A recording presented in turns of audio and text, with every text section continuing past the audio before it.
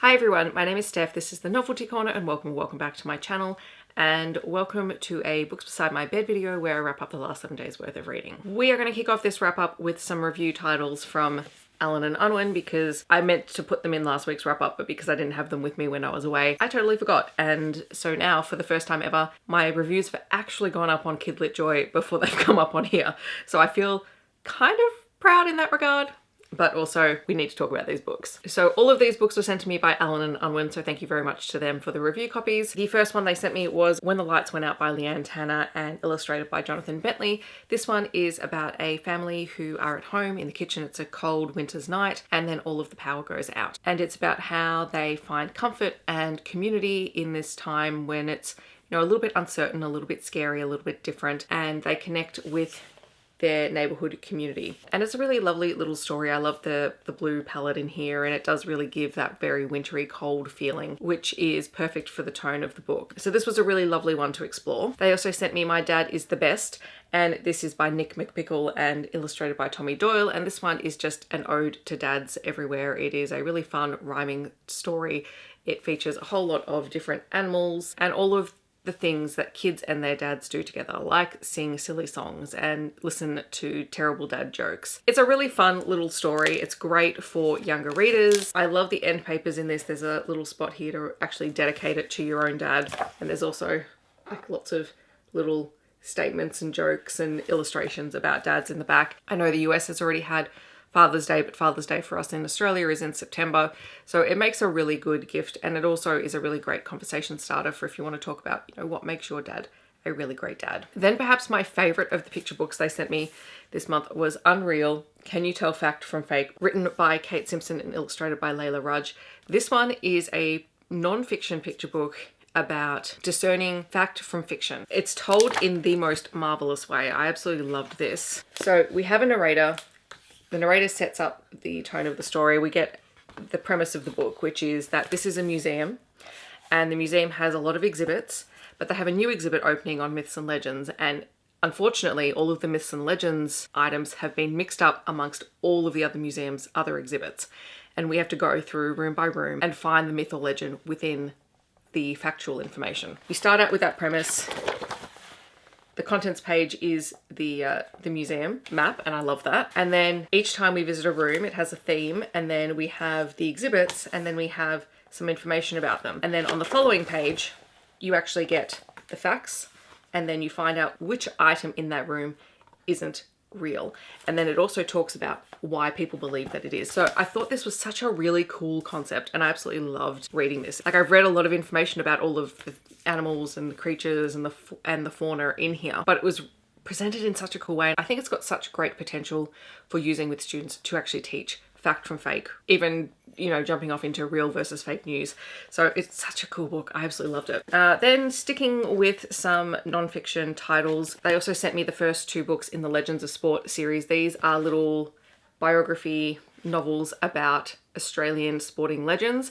So we have basketball legends, we have Ben Simmons, and we have football legends, Sam Kerr. These are really simple, easy to read, unofficial biographies about these sports people, and they go through sort of their early life, how they got into their sport, teams that they've played for, awards that they've won, information about the sports that they play, you know, stats from their time playing. Each page has a good amount of text on it. Like, this is great for middle fiction readers because it's not overwhelmingly text heavy, but there is enough in there and enough illustration and stylistic page layout things happening on each page to make it vibrant and engaging for kids. So this was really interesting. I know absolutely nothing about basketball or soccer or football. Don't really care to, but I learned a lot while I was reading these, and I learned a lot about obviously Ben and Sam, who I know of but have just, you know, never really learned about. So they were really interesting, and there should be more books in this series coming out, which is really cool. And then the 11th book in the Wolf Girl series by Anh Doh also came out. This one's called Hide and Seek, and in this one, Gwen and her pack are still on the run. In the last book, she found out a pretty shocking revelation about her sister, and so now she is on the run. And while trying to escape the forces pursuing her, Gwen and the pack end up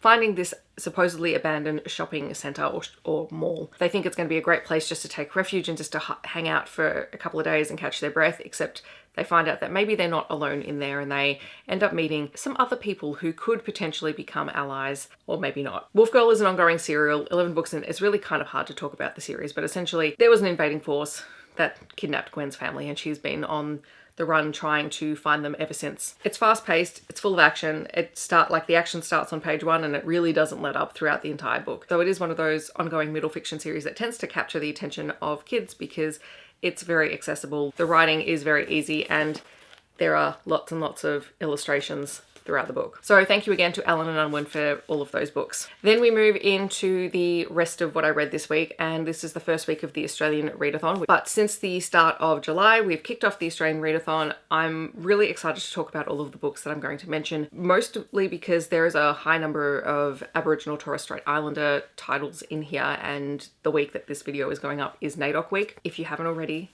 it's a great time to pick up a book by Aboriginal Torres Strait Islanders. There are so many amazing ones out there, but these are some of the ones that I have read, and I have plenty more on my list. Not all of them are by Australian authors, not all of them are Indigenous authors either, but I will mention which ones are. The first book that I picked up was The Heart of the Bubble by Balla. This is a story with 2020 vision set in the time of Corona. This is actually a response to the pandemic lockdowns here in Australia, and it is the story of a family who find themselves in lockdown and the things that bring them together as a family when suddenly their life is, upended in ways that they never expected it. It is actually really gorgeous. It was so heartwarming and just lovely to see how, one, the family reconnects, how they connect with their community, and also how they connect with their neighbours. And it's really, really lovely. It is told in such a simple style. It is almost zine-like in the way that it's been put together. Well, to me, this looks very zine-like in how it's been put together, but it is a book and it is just a really lovely read. And I know people find talking about, that time triggering, but I don't think there is anything in here in particular that is like that. It's quite literally how all of these people come together and their community becomes even stronger as a result. So I really loved reading this one. This one is set in Australia and it does have animals on the cover if you're looking to use it for the readathon. Then I read Guwayu for all times, and I apologize if I mispronounce anything. I'm always happy to learn, but if I mispronounce something, that's totally on me. It is a collection of First Nations poems. This was commissioned by Red Room Poetry and edited by Jeanine, Leane. And this is a collection of First Nations, as it says, First Nations poetry. It is a really interesting poetry collection. You guys know I love poetry. I particularly love Indigenous poetry. I think it helps me to think a little bit more deeply about all of the issues that Australia has, and we have very, very many of them. This book contains a collection of authors some of whom I have read before, some who I have never read, and I thoroughly enjoyed the process. I think it's really great for recentering my thinking, and particularly around this time. I mean, it's important all the time, but especially around NAIDOC week. Really important to come back to these stories and to reflect on the impact of colonisation on the First Nations people. There was a really lovely way that it was put somewhere, I'll have to find it later, that talked about it's not a direct, like the translations are not direct. They are, interpretations. So the interpretation of the poem from its original language to English. And I love that that is a thing and that it's not a direct translation. So I thought that was really, really cool, and I loved exploring it and spending some time in this space. So well worth checking out. Obviously this fits the First Nations prompt, red on the cover, set in Australia. You could use it for your free space if you like poetry, or you could use it for your favourite genre if you like poetry. Then I read 200 Minutes of Danger by Jack Heath. This is a middle fiction action story. This one has a bit of a sci-fi spin to it, which is really cool. So if you're not familiar with this series at all, there's a whole stack of these, 200, 300, 400 and 500 Minutes of Danger. And the way that these are told, if you are old like me and you remember the show 24, is that it has a countdown on the side of the page. So there are 10 stories in here. Each of them have a countdown from 20 minutes, hence the 200 minutes. And all of the stories are interconnected and they feature young people who are involved in dangerous situations. We start off in some kind of jungle as a group of people are trying to track down a giant monster or giant creature that lives in that space. We then move to a ship that is sinking in the same general vicinity, and then we progress as the stories continue to add to what knowledge we already have until we get sort of to the last couple of stories and we get a bit of a reveal about how everything is connected. It's really cool in the way that it's set up. They are designed to be, short reads. You don't have to read them all at once, but if you do, can follow through the narrative to find out what's going on. Jack Heath's middle fiction titles are always really, really fun and engaging, and you know, they're designed to keep kids' attention because the stories are short and they are full of action from start to finish. This one does fit the red on the cover prompt as well as an animal on the cover because there is a shark down there. Then I read 65 Hours by N.R. Walker. This is an contemporary romance. I read the sequel novella to this one during the Amazing Readathon, but I totally forgot to go back and actually read this one just because I didn't have time. This is the story of two advertising executives who work in the same company who don't really work together at any point, and one of them is openly queer, the other one is in the closet, and the whole story is from the perspective of Cameron, who thinks that Lucas doesn't like him and is homophobic. They have to put together a last-minute pitch presentation on behalf of the company. They are forced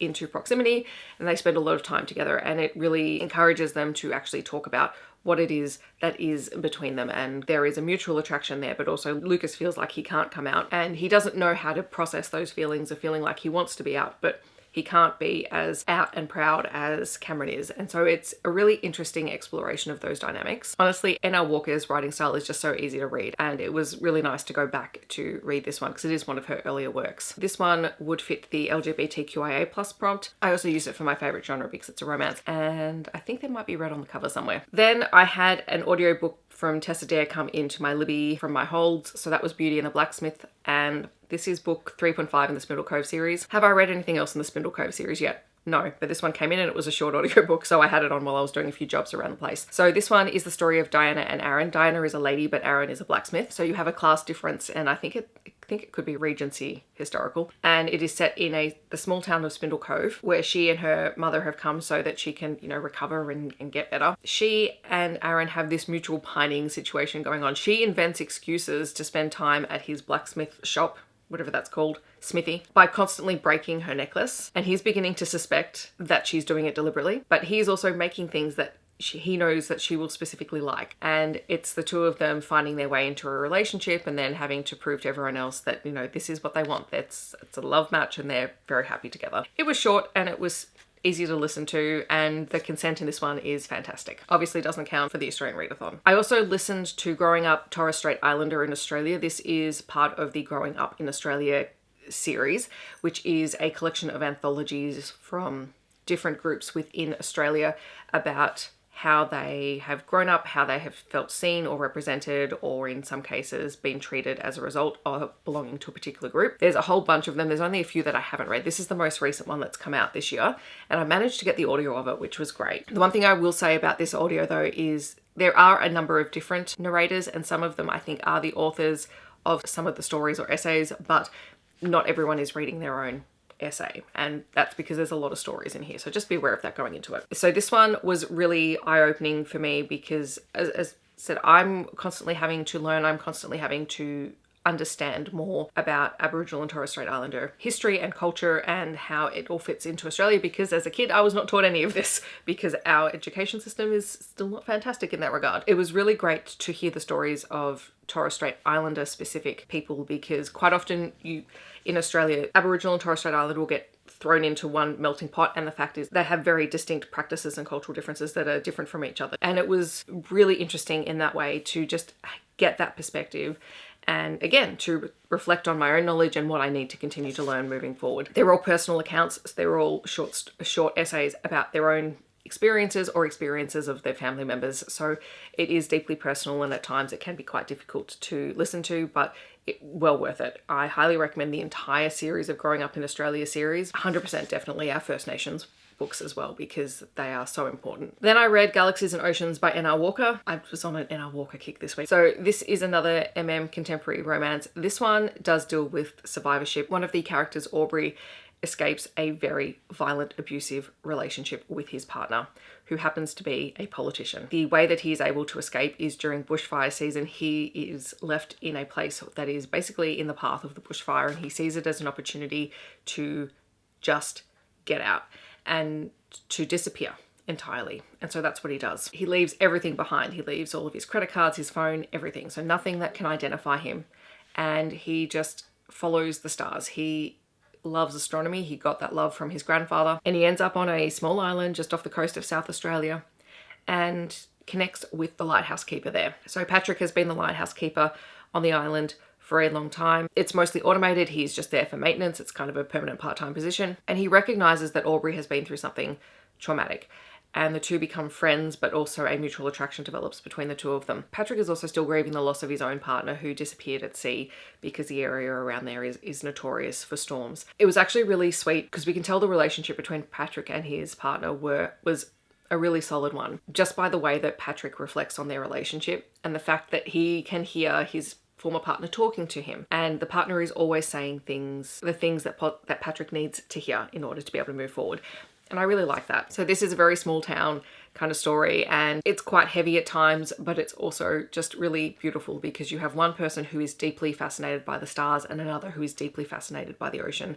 And there is a lot of conversation around that, and there's a lot of really beautiful language and discussions around how those two things connect. So I thoroughly enjoyed this one. Oh, it's also an age gap romance. I think there's about 14 years between the two of them. This one fits the Australian Readathon for queer book, coastal setting, set in Australia. There is red on the cover of the lighthouse. Well, in the original cover, the lighthouse has the traditional red, pattern going up the tower. If you haven't tried N.R. Walker and you don't mind a slightly heavier story, this was well worth checking out. Then I also read Firefront, First Nations Poetry and Power Today. This is a collection edited by Alison Whitaker, and it has essays and poetry. There are 5 sections in the book. Each section has an essay by quite a well-known First Nations figure. So Ali Cobber Eckerman, Bruce Pascoe, Chelsea Bond, Evelyn Araluen, and Stephen Oliver all have essays in here, and their essays talk about the themes of that section of the book. This includes some incredible poetry, but also is quite heavy and forces a lot of reflection and thinking